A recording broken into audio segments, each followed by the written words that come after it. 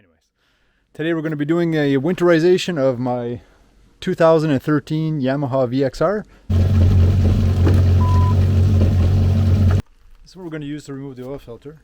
And did I make a big mistake?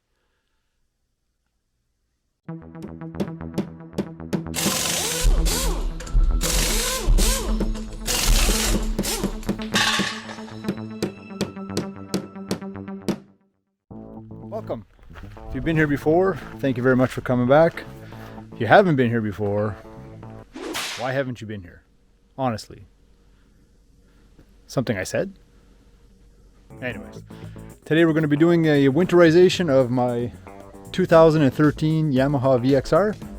Picked up the oil and filter yesterday. I have the antifreeze and I'm going to get this thing uncovered and winterize it for the very first time.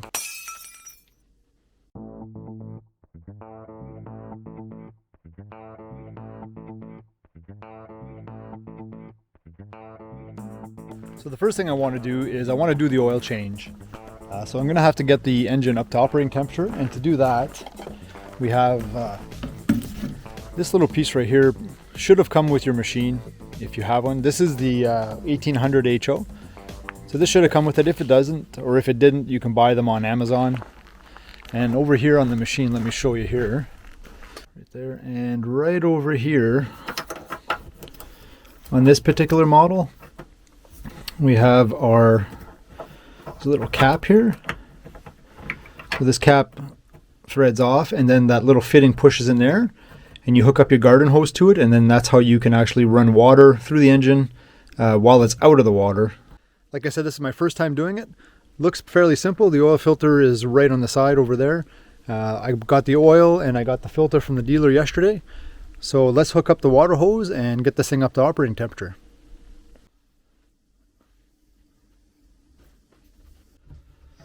Go. Twist and lock, so that's good. All right, so next we're going to hook it up to the garden hose.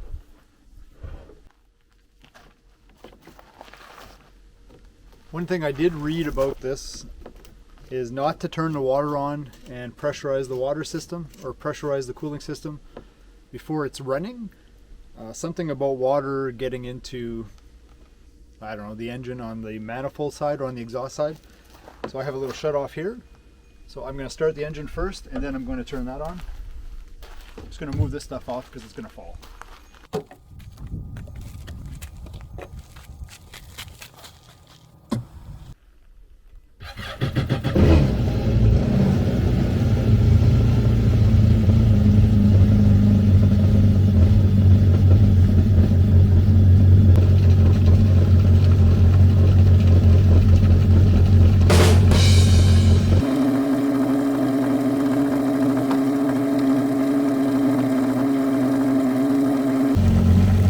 Alright, so this is exactly what we were looking for. We were looking for water to come out of the engine discharge right here. So we know that our cooling system is actually getting water, so that's a good thing. You hear that water just a gurgling.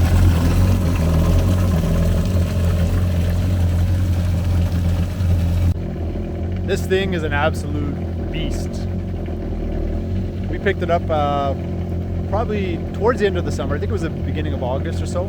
Of course, we paid COVID pricing for it, but it only had 15 hours on it. It's a 2013, and we had a blast. It is a rocket.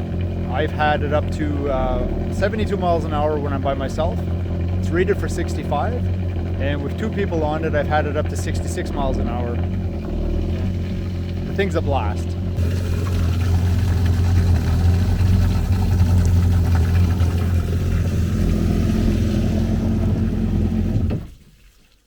Alright, she's up to operating temperature. So first we shut the water off, and then we shut the machine off. So now what I'm going to do is I'm going to be evacuating the oil through the oil dipstick with my evacuator over there. She's up to operating temperature, and there is one thing that you should note is that instructions do say please make sure that the engine is level. So I have this little level here, like so. And I'm going to make sure that it's level.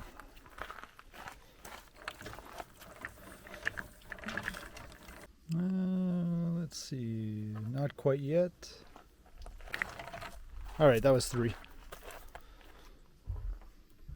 There we go. So we have our bubble in the middle, so we know the engine's level. Over here is the dipstick. So we're going to pull that guy out of there, like so. And we're going to be putting our evacuator into here. Let's get that set up. All right, so I picked the appropriate size tube.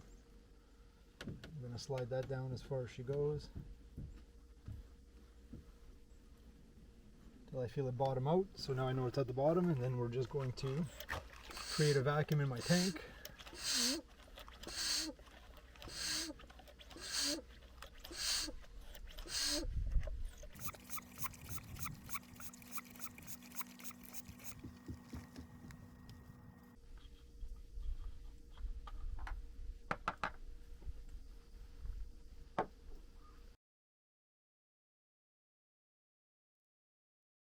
Alright, so that pulled out almost 3 liters. So I know I have most of it out of the oil pan. And the oil filter does have some oil in it as well, probably a little bit. Now this one's mounted on the side, so it'll be a little difficult to fill the oil filter prior to putting it in. So we're not going to do that because it's going to make a mess. So I'm going to show you guys where the oil filter is now. So to remove the oil filter, we have a tool here. This is what we're going to use to remove the oil filter. No, I'm just kidding. This is actually a shout out to Pat at work, because he's tired of seeing me use a hatchet to remove brake pads and stuff, so he gave me this. Yeah, this will come in very useful, but not for the oil filter. For the oil filter, we're going to be using this guy, the little band clamp strap thingamabobber here. All right, oil filter is right over here. Seems fairly easy to reach. So what I have done is I put a rag down below just to catch some of the oil, and that strap should fit in there okay, I believe. So we're going to see if we can get that off of there. So righty tighty, lefty loosey.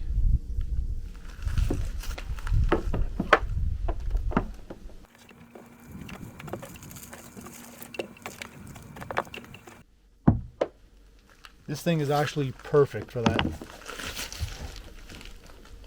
Ooh, that is great. So there we go. There's our oil filter. So here we have our new oil filter. Take the plastic off, and now we're just going to lubricate the seal with a little bit of the used oil.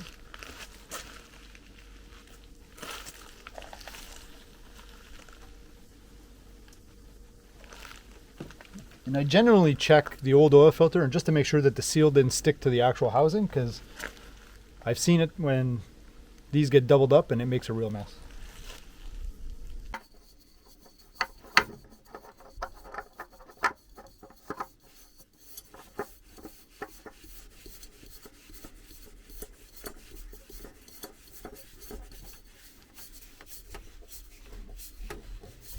So hand tight is all you need.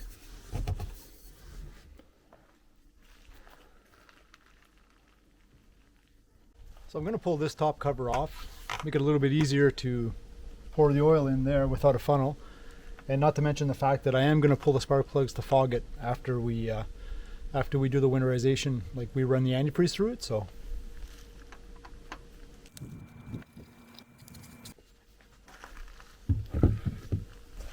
I can start pouring my oil in. I'm going to get every last drop out of this because this stuff was expensive. Oil filter and 3 liters of oil, $66.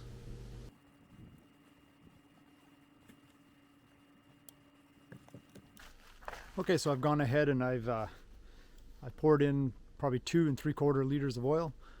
And the reason for that is it's showing over the full, but I haven't run it yet. So I'm going to start it up for 20-30 seconds and let the oil circulate, let that oil filter fill up, let it build some oil pressure, and then we'll pull the dipstick and we'll check again.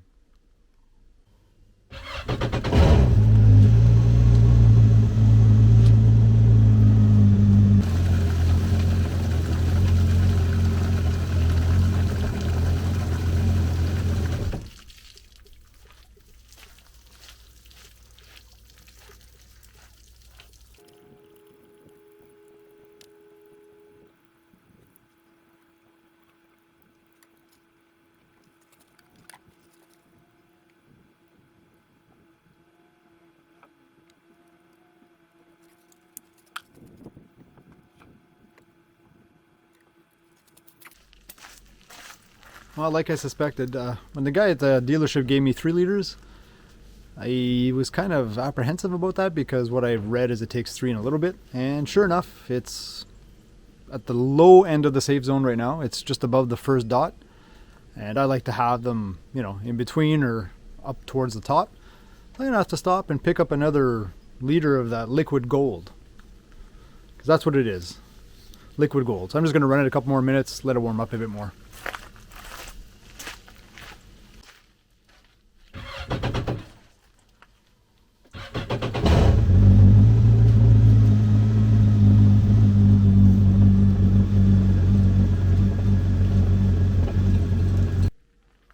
Alright, next what I'm going to do is I'm going to be running the antifreeze through the system, through this contraption right here. So the way this works is that you have your fresh water that comes in and the antifreeze, I got 2.5 gallons here, the antifreeze is shut off. So the fresh water will go into the engine over here, and once it starts coming out nice and fresh, what I do is I reach up here, I shut off the water and I open the antifreeze, and then it gravity feeds all the way in to there. And then hopefully we see pink coming out of the spot over there and some antifreeze coming out of the back over here. And I'm hoping 2.5 gallons is enough, so we're going to find out in about 2 seconds.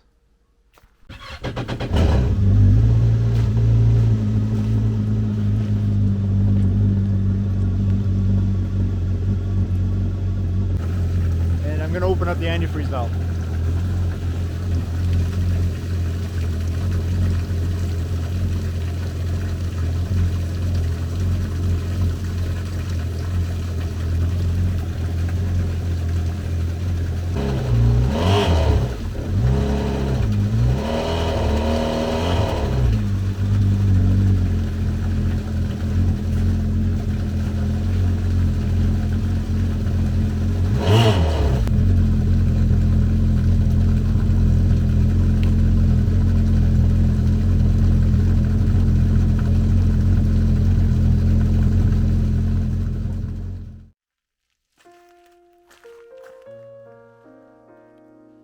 This channel is all about trying to do things yourself, doing them right, and being happy about it. And it's also about being transparent for our mistakes. And did I make a big mistake?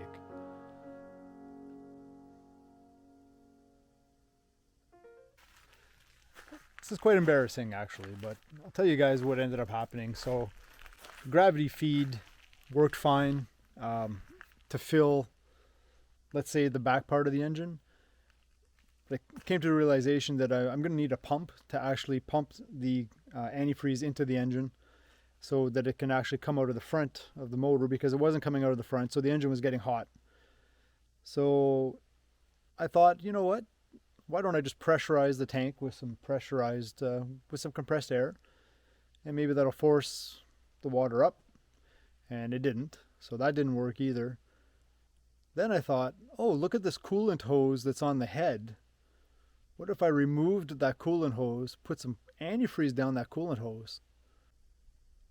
And after dumping in probably a 1/2 liter of the antifreeze, my brain went bung, ding, ding, ding, ding. Alarms went off everywhere. And I said, oh no, hey, dum-dum, I don't think this is a coolant hose. And guess what? It wasn't. Good morning. It's the next day. Things yesterday didn't go quite as planned. And let me explain to you in a couple of seconds there. So we're back on the Waverunner today, and we're going to continue winterizing it. The gravity feed did not work yesterday because I couldn't get any antifreeze to come out of the actual, this guy right here. So this is where you need the antifreeze to come out of for the engine.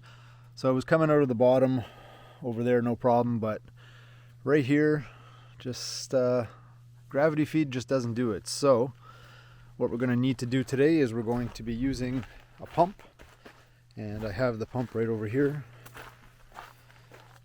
So I have the pump right here. We're going to be using this guy on a drill. We're going to start it up. But first I got to explain to you guys what I did wrong yesterday, and because of the transparency of this channel, I just want to make sure that I'm honest with you guys and I share my mistakes with you, and that was a big one. Let me show you. So here's what I did yesterday. Is because the coolant or the antifreeze wasn't coming out of there, we pressurized the tank that we had up on the ladder up here, and we thought that maybe that would help push the fluid in, but it didn't, of course.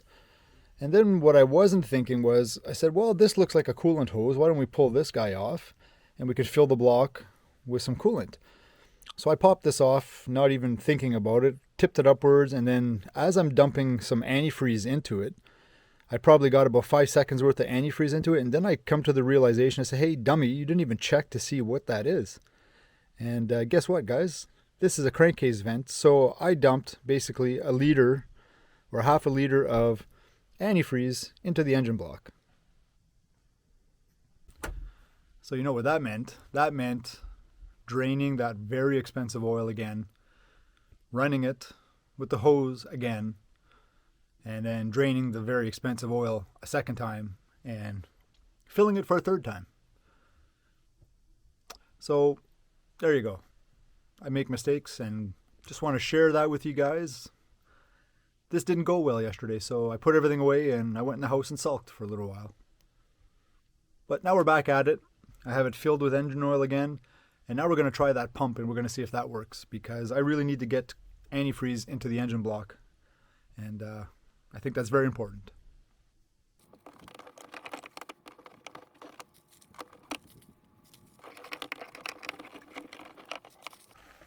So here's my thought, is we're going to put this into this jug here, and we're going to start the engine, and I'm going to be running the drill right here, and we're going to be pressurizing the cooling system with this pump, and I already made sure that it's flowing in the correct direction.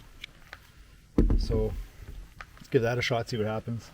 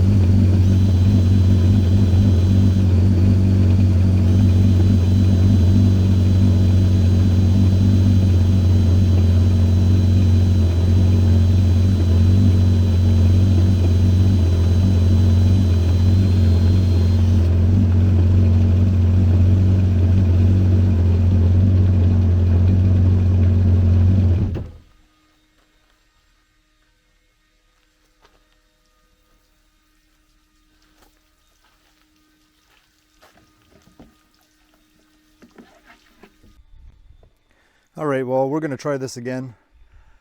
I'm really confused why it's not coming out the front, it's coming out the back quicker than...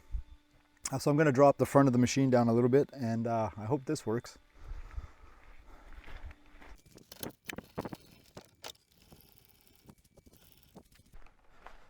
All right, so I got the front of the machine down. Let's try this one more time. I don't have much left, so this is it.